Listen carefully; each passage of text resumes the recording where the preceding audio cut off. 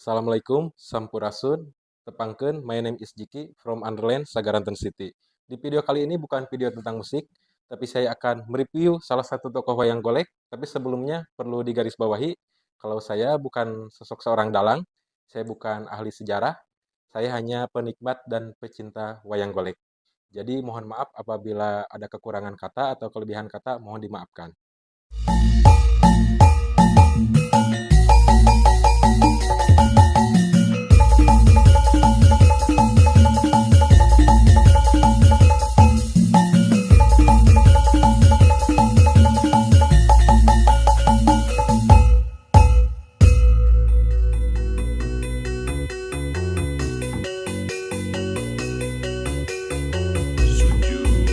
Sujud syukur kanu agung ya Allah pangraksa. Kenapa wayang golek?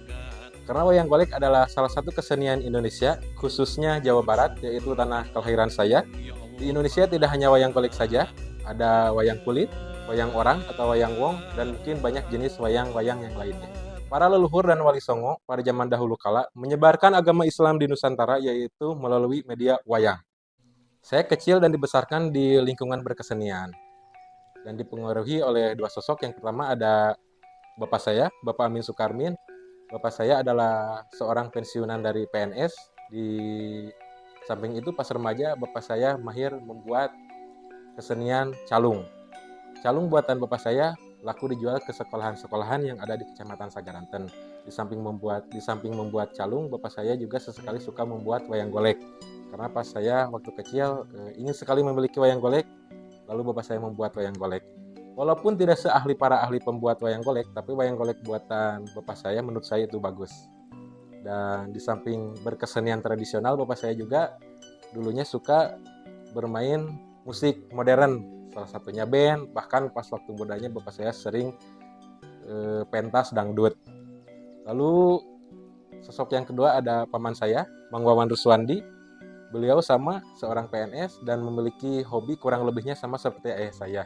Dan di musik modern, saya lebih besar dipengaruhi oleh paman saya. Pas waktu kecil, saya sering bermain ke rumah paman saya karena paman saya membuka studio musik yang dinamakan Studio Skill Band. Saya sering bermain drum di studio paman saya. Jadi kurang dan lebihnya, kedua sosok ini sangat memberikan pengaruh besar terhadap saya untuk berkesenian. Khususnya wayang golek, saya diperkenalkan oleh bapak saya lewat kaset pita, lewat televisi, di mana pada zaman dahulu kala dalangnya adalah almarhum Abah Asep Sunandar Sunaria, almarhum Abah Ade Kosasi Sunaria, almarhum Dede Amung Sutaria, almarhum Abah Cecep Supriyadi. Dan pada waktu kecil, sekitaran kelas 2 SD, saya pernah diajak nonton wayang golek live langsung oleh ayah saya, di mana dalangnya adalah almarhum Abah Cecep Supriyadi yang berlokasi pegelarannya di Lapang Sawit Tunggal, Desa Pasanggerahan, Kecamatan Sagaranten. Pas waktu kecil saya nonton wayang golek dari pertama pegelaran sampai selesai. Dimana pas waktu itu sampai sekarang juga mungkin banyak yang nonton wayang golek jarang sampai dengan selesai. Belajar ngedalang saya pernah kurang lebih dulu pas kelas 5 SD. Sayangnya tidak serius, saya belajar sesekali bersama almarhum Dalang Abah Yudi. Al-Fatihah buat beliau. Seiring perjalanannya waktu, dari saya kecil sampai sekarang, saya masih menggemari seni wayang golek. Dari mulai menontonnya, mengkoleksi wayang golek, dan di bulan Juli tahun 2022, di hari ketiga pernikahan saya sengaja mengajak istri saya untuk bermain ke kampung seni Padepokan Giriharja, Jelekong, Bandung. Mari kita kembali ke judul awal. Di sini saya memegang tokoh wayang golek Bima atau Bratasena. Ini adalah salah satu tokoh idola saya. Bahkan anak saya juga dinamakan Bratasena, mengambilnya dari tokoh wayang ini. Ini adalah wayang purwa atau wayang dahulu. Di sekarang wayang ada dua versi, ada purwa yang zaman dahulu dan ada purna zaman sekarang. Kalau wayang purna zaman sekarang, yang periode sekarang itu ada beberapa perubahan dari wayang dahulu. Seperti warna catnya kebanyakan wayang purwa itu identiknya hampir menyerupai warna kulit orang. Dalang dan pecinta wayang menyukai selera yang berbeda-beda. Ada yang menyukai wayang purwa dan ada yang menyukai wayang purna. Bahkan ada yang menyukai kedua-duanya. Kalau saya condong menyukai wayang purwa atau wayang dahulu. Karena pas waktu saya kecil, yang sering tampilnya itu wayang purwa. Jadi pas zaman dahulu belum ada wayang purna. Jadi saya sampai sekarang masih mengidolakan wayang purwa. Wayang golek Bima ini saya dapatkan dari Pak D. Dr. Andes Bagja Herawan, salah satu owner dari toko barang antik yaitu Gandrung Gunung Antikwaria dari Cikapundung, Bandung. Wayang ini saya temukan di sudut tokonya. Di sebelah kiri saya melihat wayang golek ini tahun 2020. Lama-kelamaan saya bernegosiasi bersama Pak D dan pada akhirnya bisa saya dapatkan wayang golek ini di tahun 2024. Menurut informasi dari Pak D. Dr. Andes Bagja Herawan, bahwa wayang golek Bima ini dibuat dan dipentaskan pada tahun 1950-an. Yang suka dipakai pagelaran semasa generasi Dalang Partaswanda, segenerasi dengan Dalang Abah Sunaria, Dalang Benteng Kayat, dan lain-lain.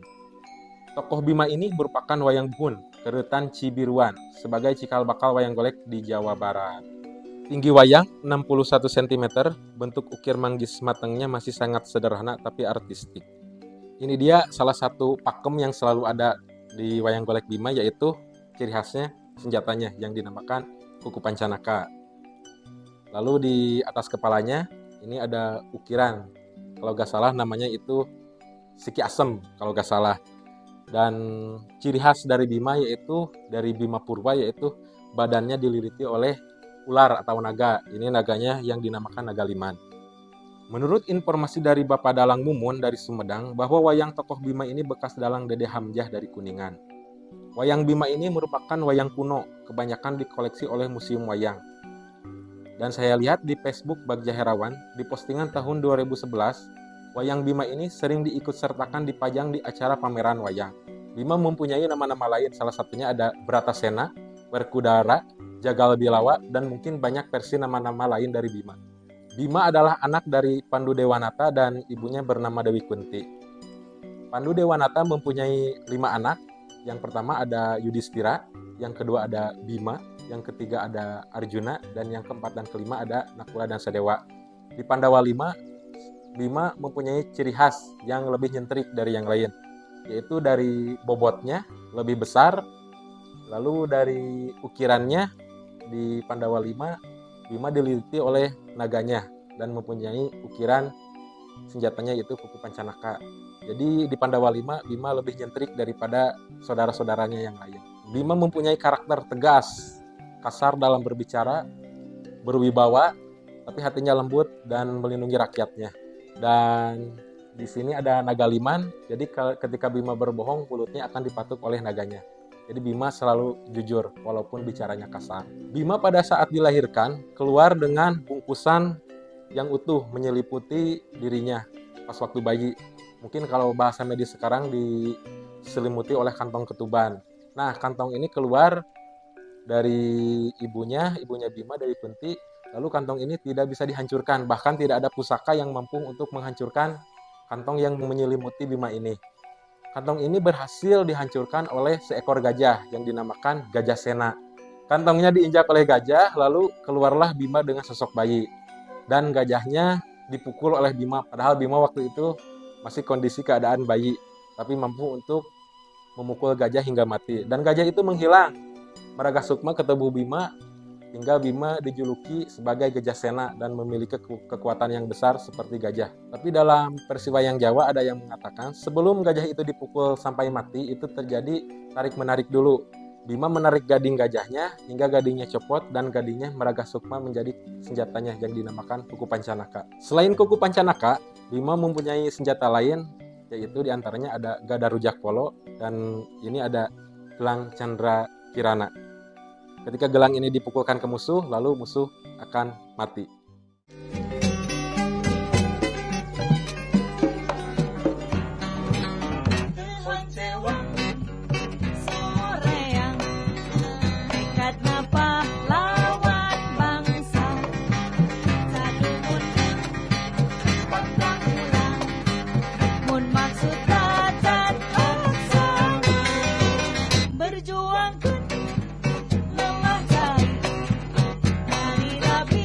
Jadi kekuatan dan kesaktian Bima atau Bratasena dalam kisah pewayangan Mahabharata sudah tidak diragukan lagi.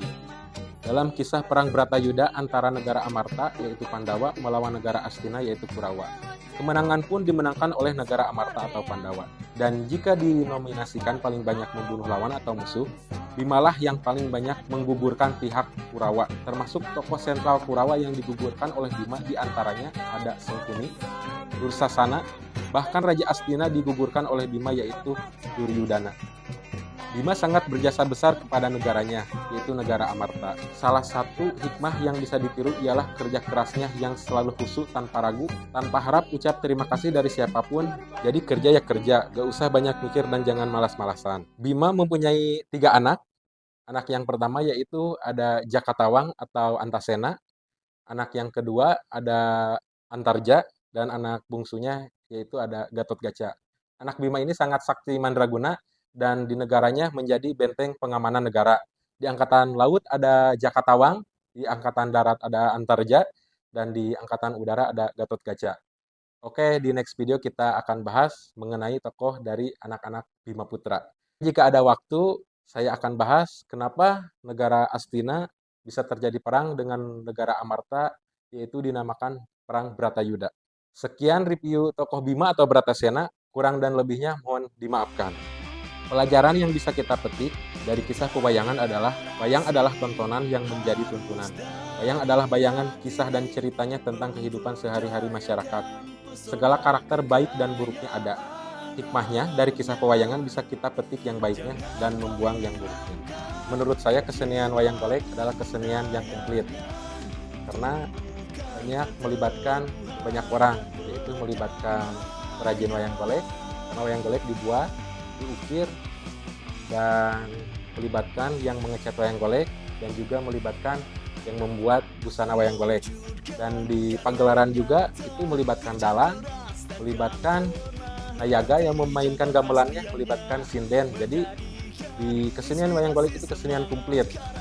Ada musiknya, ada seni rupanya, seni ukirnya, dan menceritakan tentang kisah sehari-hari masyarakat. Dan di samping pagelaran itu ada yang berjualan makanan, berjualan jajanan, bahkan mainan. Jadi secara otomatis dengan adanya seni atau pagelaran wayang golek ini banyak menghidupi masyarakat di sekitar. Harapan saya untuk generasi milenial, berbanggalah dengan kesenian Nusantara. Salah satunya ada wayang golek. Seperti yang dikatakan oleh dalang-dalang sohor, tidak selalu harus menjadi dalang untuk melestarikan wayang golek, tidak selalu harus mengkoleksi wayang golek, tapi salah satu melestarikan yang termudah itu bisa dengan cara menonton wayang golek. Sekian dari saya, tutup lawang Sigotaka, wassalam. Di tanah legenda